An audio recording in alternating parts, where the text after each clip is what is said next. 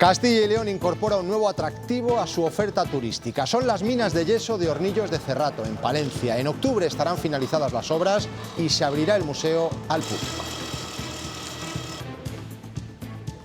Buenas tardes, estamos a unas horas de vernos inmersos en un nuevo proceso electoral.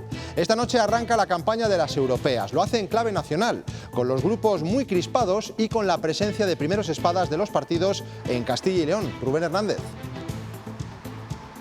Por delante, 2 semanas de intensa campaña en Castilla y León, donde este 9 de junio van a poder votar más de 2 millones de personas. Una de las grandes dudas radica en la posible abstención, pues esta vez las elecciones europeas se celebran solas, sin otros comicios.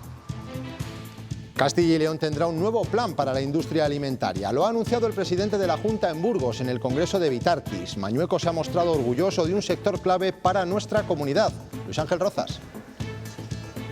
La industria agroalimentaria es un sector estratégico para Castilla y León y va a seguir contando con el apoyo de la Junta de Castilla y León. El año pasado, con una dotación histórica en ayudas, 83 millones de euros. Para este año, 70 millones de euros más. El Gobierno ha retirado la ley del suelo. No se ha votado finalmente en el Congreso porque no iba a salir adelante. Curiosamente ha sido Sumar, uno de los miembros de la coalición, el que ha adelantado que no apoyaría la medida. Andrea Altelarrea. Sí, de hecho, Sumar sostiene que el Gobierno ya sabía desde hace meses que ellos no apoyarían esta ley. Mantienen que es especulativa y que no protege el territorio, pero apuntan más allá. Afirman que es una ley del pelotazo más propia de la senda que marcó Aznar y que por eso ahora el PSOE buscaba el apoyo del PP. Pues bien, el portavoz de la Junta se ha referido a esta ley del suelo frenada en seco y ha destacado la importancia del consenso y de la estabilidad de los gobiernos. Ana Rayaces. Sí, aseguran que el diálogo y el consenso suelen funcionar para llegar a acuerdos como los que sí se están alcanzando en Castilla y León. La Junta lanza un mensaje al gobierno de Pedro Sánchez. Sería bueno, dicen, que en España también hubiera estabilidad. Pues la inestabilidad, en este caso meteorológica, de los últimos días nos dice adiós, pero de momento. Hoy las temperaturas han subido, ha salido el sol y se notará más por la tarde, Silvia.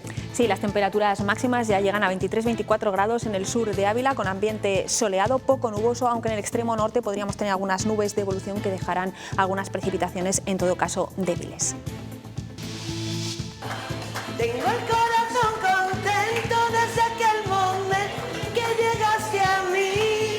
Hoy les mostraremos hasta qué punto la música puede convertirse en una medicina para los enfermos. Residencias y hospitales se convierten en el escenario. Comprobaremos su efectividad, por ejemplo, con los pacientes de Alzheimer. Y yo desesperando y tú.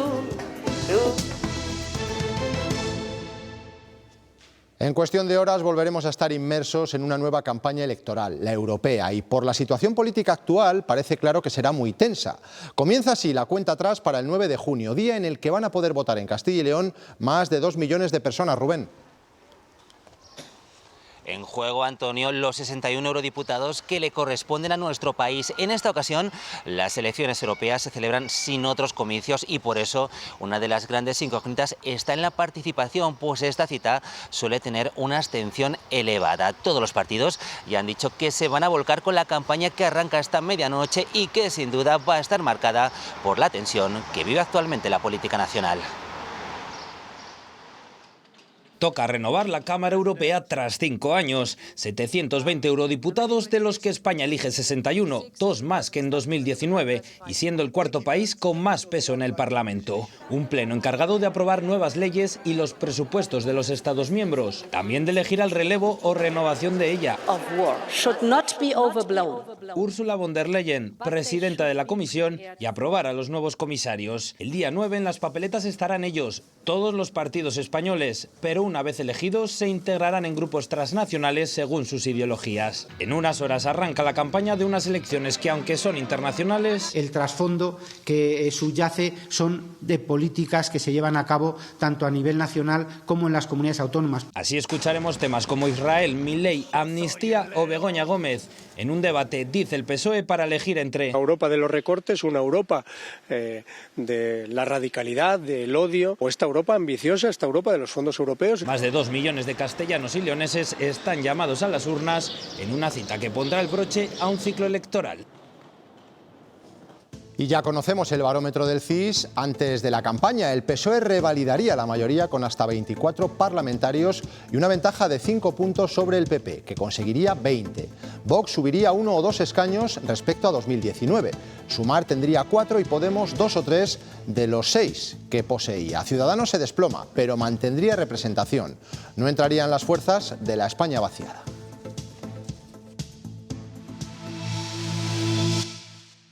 Yo lo que hago como ministra es poner esta norma a disposición de los grupos parlamentarios para que cuando pase el furor electoral, a partir del 10 de junio, pues puedan tomar como referencia un buen texto. La parte socialista del Gobierno se resigna a no reformar la ley del suelo hasta después de las elecciones europeas. Hoy tendría que haber llegado al Congreso, pero el PSOE la ha retirado del Pleno porque no tenía apoyos. Sumar se opone y el PP no garantizaba su respaldo. Madrid, Andrea, volvemos contigo. Sí, ni los socios de investidura ni el Partido Popular habían comprometido su apoyo a esta ley. Sumar ya había manifestado hace meses su rechazo. Se oponen al considerarla especulativa y el Partido Popular mostró hace apenas unos días sus dudas por la falta de negociación parlamentaria, una queja que hacen extensible también EH Bildu y Esquerra Republicana, mientras desde el Ejecutivo aseguran que retiran la norma para garantizar que no se vea perjudicada por la campaña electoral. El PSOE carga contra el PP por no garantizar su apoyo. La petición nace de los ayuntamientos, también del Partido Popular. Y como digo, ha preferido, en lugar de ser un vehículo para lo razonable que pedía la FEM, ha sido el vehículo para seguir haciendo lo único que sabe hacer. Los populares protestan porque los socialistas no habían negociado. Nos parece poco ambiciosa, queríamos hablar y negociar. Este gobierno no solo no negocia y no solo no habla con la oposición, sino que no habla en el seno del propio gobierno. Se queda el socio de gobierno y también los partidos del bloque de investidura. El Partido Socialista impulsó una ley que sabe que no contaba con nuestro apoyo y así lo manifestamos en el seno del gobierno. Creo que a esta altura es dramático que el PSOE no sea capaz de negociar leyes. Que todo el trabajo previo que hay que hacer no se había hecho. Que en este caso era una línea roja para Podemos. Entre otras cosas, la reforma de la ley del suelo recoge que si hay un defecto en un plan urbanístico se pueda corregir o anular ese punto. Y que no haya que suprimir todo ese plan urbanístico y volver al anterior como ocurre ahora. Sumar y los socios de investidura creen que podría favorecer pelotazos inmobiliarios. Y por eso se oponen. De haber llegado al Pleno habría supuesto la segunda derrota parlamentaria del PSOE en 2 días. El martes fracasó su proposición de ley contra el proxenetismo, al no conseguir el apoyo de ningún grupo. Hoy en el Consejo de Gobierno también atención a la vivienda. Primero con una inversión de 17 millones de euros para rehabilitación de inmuebles y después, Ana Rayaces, con una reflexión de lo que supone este bloqueo de la ley del suelo. Sí, la Junta entiende que si se ha tenido que retirar esta ley del suelo en el Congreso de los Diputados es porque no ha habido acuerdos, no ha habido consenso y, por lo tanto, tampoco hay estabilidad. Hoy el portavoz de la Junta ha asegurado que ha puesto como ejemplo Castilla y León, una comunidad donde sí que se aprueban leyes porque sí existe un amplio consenso. Yo no soy quien para dar ejemplos a nadie, ni tampoco quiero influir con eso en cómo tendría que actuar el Gobierno de España, pero sí les digo cómo actuamos desde Castilla y León y sí les digo que el diálogo y el consenso suelen funcionar, suelen ser útiles, suelen ser beneficiosos para la gente y en eso estamos implicados claramente desde la Junta de Castilla y León. De las relaciones de España con Argentina e Israel también se ha hablado en la rueda de prensa posterior al Consejo de Gobierno. Fernández Carriedo ha recordado el volumen de exportaciones entre estos dos países, 44 millones con Argentina y 82 con Israel. Pero no solo de economía, Ana. Sí, sobre el conflicto con Argentina y las palabras de su presidente, dice el portavoz de la Junta que siempre es preocupante cualquier conflicto que afecte a España, pero que la Junta de Castilla y León no tiene competencias en política internacional. Eso sí, recuerda que los gobiernos no están para generar problemas donde no los hay. Nosotros no estamos a crear problemas donde no los hay. Estamos para resolver los problemas que sí que existen. Pero nos importa también las relaciones humanas. Pensar en los argentinos que viven en Castilla y León y las personas de Castilla y León que también viven en Argentina, que merecen todo nuestro apoyo, toda nuestra consideración.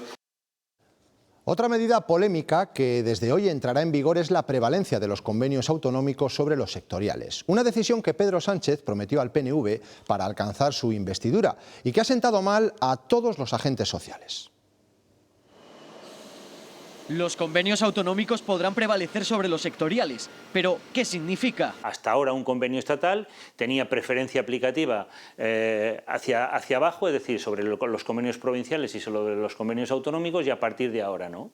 Una medida que Sánchez prometió al PNV para su investidura y que se ha incluido en la reforma del subsidio por desempleo. Los agentes sociales, por su parte, han rechazado que no se haya contado con ellos. Un intervencionismo que está fuera de todo lugar, que no tiene sentido, que vulnera el diálogo social y que se ha hecho a espaldas de tanto de la patronal como de los sindicatos. Se lo ha saltado a la torera el Gobierno de España y no se ha llevado a cabo esta modificación con el consenso. Aunque la ministra de Trabajo, Yolanda Díaz, ha aclarado que solo se aplicará el convenio colectivo autonómico cuando sea más favorable para el trabajador. Y los sindicatos lo ven como una oportunidad para reducir los más de 180 convenios provinciales que, por ejemplo, hay en Castilla y León. Yo creo que esto es una oportunidad también para Castilla y León y hacemos un llamamiento a la patronal, el COE, a cambiar el modelo de negociación colectiva para ir a convenios de comunidad autónoma que nos permita homogeneizar. Aunque para la patronal... Si yo tengo una empresa y la tengo en 4 comunidades diferentes, van a cobrar diferente mis trabajadores. En lo que sí coinciden es en su rechazo hacia adoptar medidas tan importantes sin tener en cuenta el diálogo social.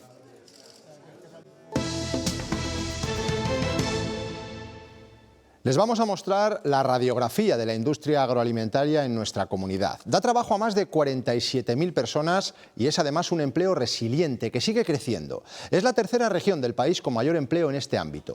Sus más de 3.000 empresas lo convierten en un ámbito estratégico.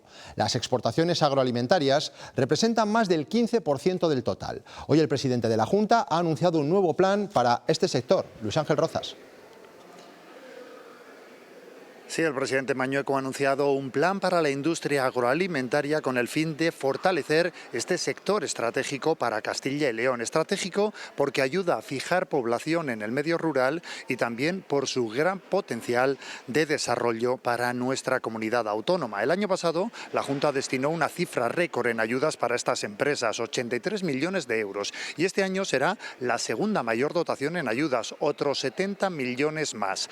Además pide al Gobierno de España que el próximo PERTE de la industria agroalimentaria sea capaz de llegar a todas las empresas.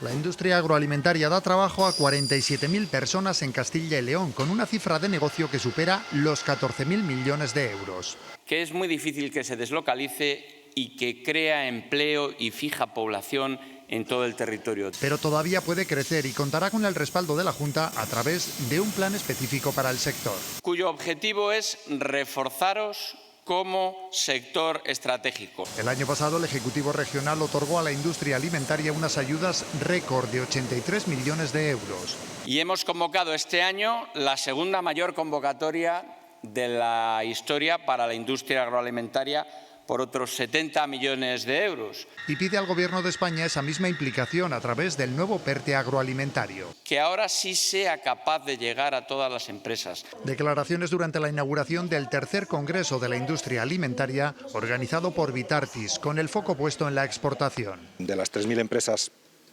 que hay en Castilla y León, pertenecientes al sector agroalimentario, un buen porcentaje, del orden de 2.000 empresas, se están exportando. Los responsables del sector debaten hasta mañana en Burgos sus retos para consolidarse como motor de la economía regional.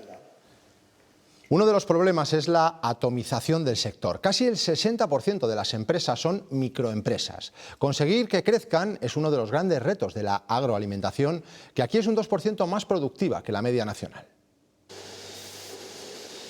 Son tiempos convulsos para la industria. Toda esta situación geopolítica, socioeconómica a nivel mundial determina y condiciona en todo momento cualquier sector y sobre todo el sector agroalimentario de Castilla y León. Las guerras generan incertidumbre. Están haciendo la interrupción de las cadenas de suministro y además existe una gran miedo, podemos decir, a que en un momento determinado el coste del petróleo sea desproporcionado. Pero también las elecciones en las que nos adentramos, que marcarán las nuevas políticas europeas, principalmente especialmente en el campo. Está siendo muy estricta y muchas veces hay que hacerlo a pasos un poco más tranquilos, más lentos, para ver cómo van los resultados y no ahogar de alguna de las formas el mantenimiento y la creación de las empresas agroalimentarias, en este caso de nuestra región. Los retos que aborda la agroalimentación, como el cambio climático o las nuevas tecnologías, obligan a ser resilientes. Es muy importante que ahora hay nuevas tecnologías, hay que ser más innovadores y competitivos y tenemos que adaptar la mano de obra que existe, nuestros campos, nuestras industrias, ¿de acuerdo? Se tienen que adaptar a las nuevas tendencias, nuevas tecnologías. Y que pasan por una formación especializada, coordinada con las empresas, que cree valor en la región. Hay empresas en Castilla y León que han creado en el último año unos 300 puestos de trabajo y eso conlleva a crear infraestructuras alrededor de donde están las industrias o las empresas. Puede ser vivienda, son comercios, son servicios. Por eso reclaman una menor burocracia que agilice la creación de empresas y una mayor apuesta por su internacionalización.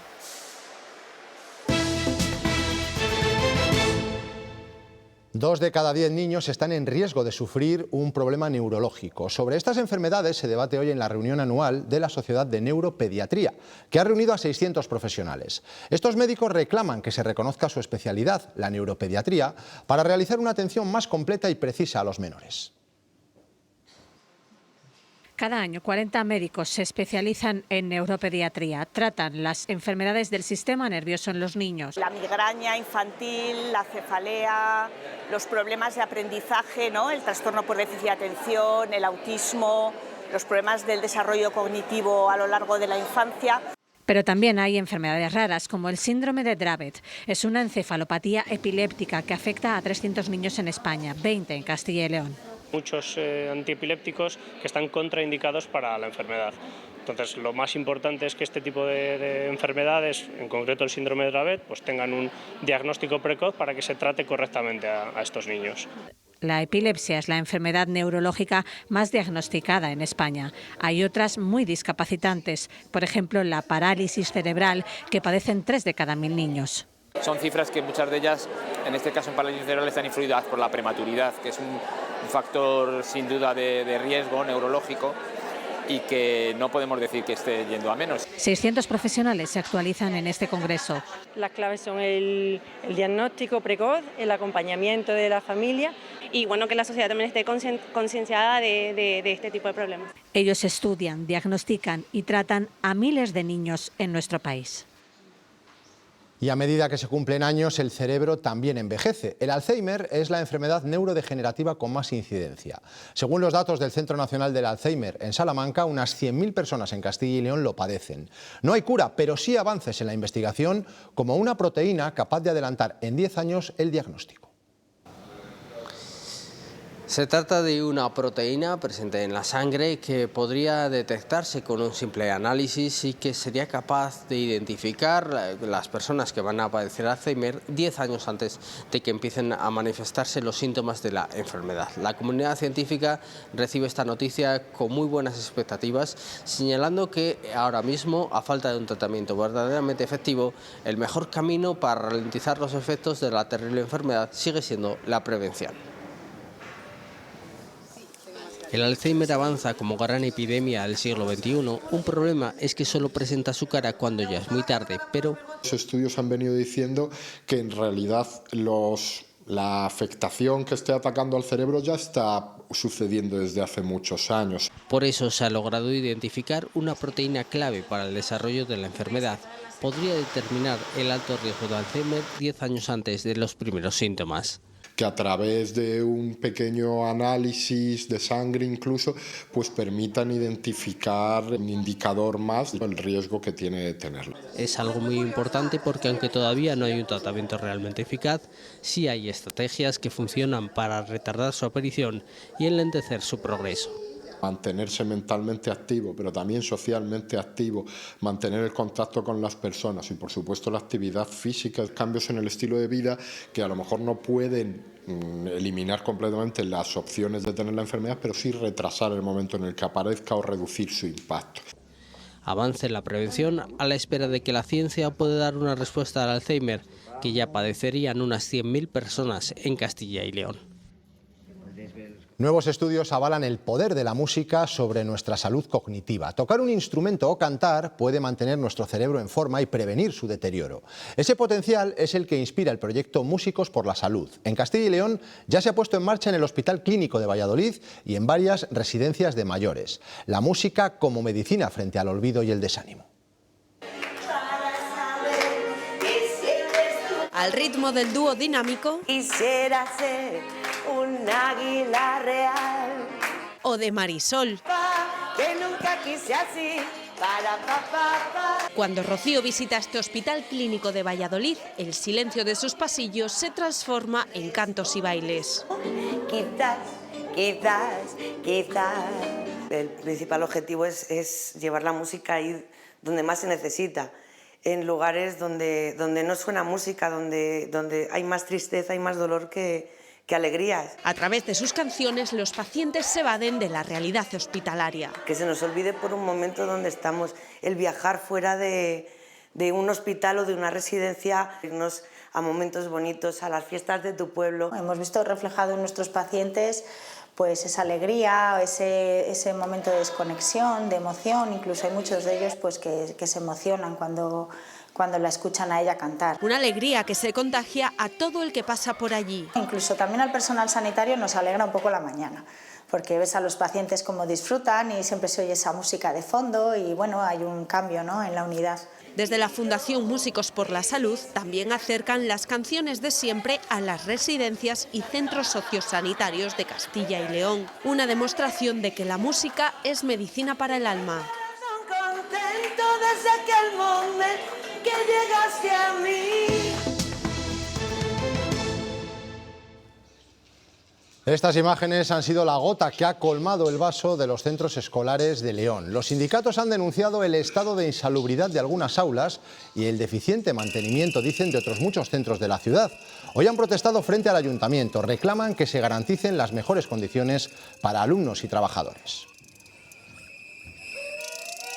Porque lo más importante es que todos los usuarios y usuarias de estos centros educativos tengan unas condiciones de seguridad y salud básicas para poder acudir a sus clases o para poder dar su trabajo de forma eficaz y sobre todo respetando las normas de seguridad. Que queremos una escuela pública digna para todos, que creo que es lo que se necesita y lo que nos merecemos. Nuestros hijos también son de primera. Hornillos de Cerrato, un pueblo de la provincia de Palencia, es un nuevo ejemplo de cómo el patrimonio industrial puede convertirse en un atractivo turístico. En menos de 4 meses sus antiguas minas de yeso se abrirán al público como museo. Cristina Pastor. Estas minas de yeso de Hornillos de Cerrato cesaron su actividad en el año 1988. Ocupan una superficie total de 20 hectáreas, de las cuales se podrán visitar un total de 350 metros. Los primeros visitantes podrán acceder a su interior en el mes de septiembre, una iniciativa que se complementa con un proyecto gastronómico y un museo de interpretación. Las minas de Hornillos de Cerrato comenzaron a explotarse en 1918, una época en la que los mineros trabajaban con pico y pala. Alcanzaron su mayor esplendor en 1956. Aquí llegaron a trabajar 50 personas. Fue un poco el motor de economía de nuestro pueblo, ha ayudado a la agricultura. Y ya luego en 1988 se cesó la actividad. De aquel trabajo quedó este laberinto formado por 54 bocas y cientos de galerías en cuyo interior se aprecian pequeñas joyas en forma de cristales. Un patrimonio minero singular que formará parte de la oferta turística de Hornillos de Cerrato. Un recorrido que nos permita hacer la idea de lo que es esa visita, donde se va a acompañar pues, con una serie de recursos museográficos, donde va a haber luminiscencia, porque tenemos unos cristales maravillosos en esta mina que brillan en la oscuridad. Pero el proyecto, financiado íntegramente por el Ayuntamiento de Hornillos, es más ambicioso. Tienen previsto construir en el pueblo un centro de interpretación, así como promocionar la gastronomía. Crear un postre típico del pueblo, también estamos trabajando con la línea, con unas empresas para el tema de la producción de queso y que realmente lo curen en nuestras minas, y con el tema del vino exactamente lo mismo. Los trabajos se centran a día de hoy en reforzar la seguridad, un recurso que será accesible y que servirá para poner en valor este balcón de yeso del Cerrato.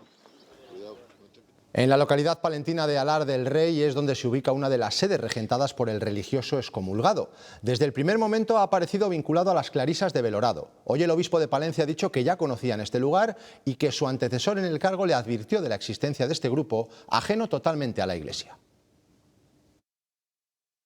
A mí ya don Manuel me informó que había ahí una pequeña comunidad que era ajena a la Iglesia Católica, y él, para evitar ambigüedades, porque claro, estas personas, su indumentaria y su porte, justamente se hacen fuertes porque ellas pretenden ser mucho más católicas que nadie, ¿no? Emitió una nota en la que simplemente informaba fundamentalmente a la gente de la comarca y de los habitantes de Alar de que estas personas no pertenecen a la Iglesia Católica. Punto. Nuevo robo en Valladolid y ya van 4 en la misma tienda. En esta que ven en las imágenes, grupos de hasta 50 personas, la mayoría mujeres, irrumpen en el establecimiento y se llevan todo lo que encuentran a su paso. Están organizadas y saben lo que hacen. Los trabajadores tienen miedo y ha sido necesaria en varias ocasiones la intervención de la Policía Nacional. Ayer identificó a 3 de las supuestas autoras. Un grupo, muchas juntas, muchas. Y nada, y entraron, salieron, descargaron y volvieron a entrar. ¿Descargaron, pero llevaban un coche o cómo? No, descargaron de lo que llevaban dentro. Ah, ¿aquí y fuera, en la calle? No, en la calle no, en este portal. Un joven de 32 años ha fallecido esta madrugada en un accidente de moto en Segovia. Se investigan las causas por las que el fallecido perdía el control de su moto impactando contra esta valla en la carretera de Villacastín, una de las vías de salida de la ciudad. Cuando haces algo de corazón es porque quieres dar lo mejor, cuidando cada paso que das desde el principio hasta... Ahora consigue 1 litro gratis comprando una caja. Descubre cómo en nuestros packs.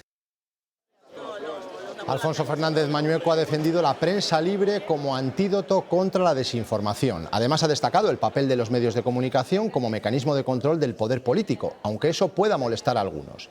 El presidente de la Junta lo ha dicho en un acto por el 25º aniversario del periódico El Correo de Burgos, El Mundo.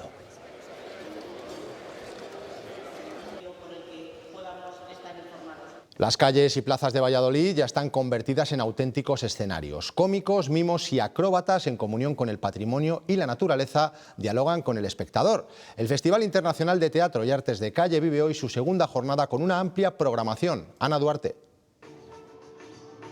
Precisamente las artes circenses priman en la programación de este festival. Sin ir más lejos, esta misma tarde a las 9 en la Cúpula del Milenio, la compañía Collective Lapso Cirque dará un espectáculo que va a desafiar los sentidos y que llevará al público a un mundo completamente nuevo. Pero como la variedad está al gusto, los vecinos y visitantes de Valladolid tienen donde escoger, porque tienen un amplio programa de actuaciones que van a ser aquí, en toda la ciudad, porque la ciudad de Valladolid se llena de teatro. Tal está siendo la acogida de esta edición del TAC, que hoy en su segundo día, allá donde nos acerquemos, la imagen que nos encontramos es esta: actuaciones rodeadas de multitud de personas que tienen la atenta mirada en los artistas.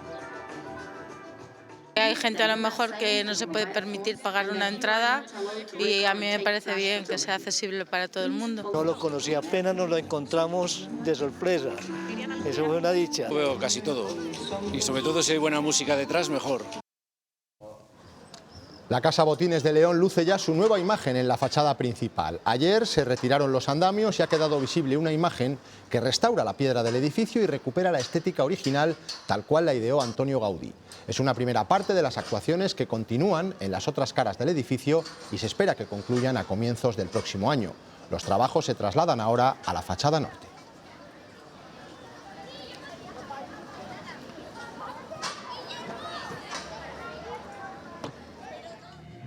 El Museo de Historia de la Automoción de Salamanca se llena de arte hasta el 23 de junio.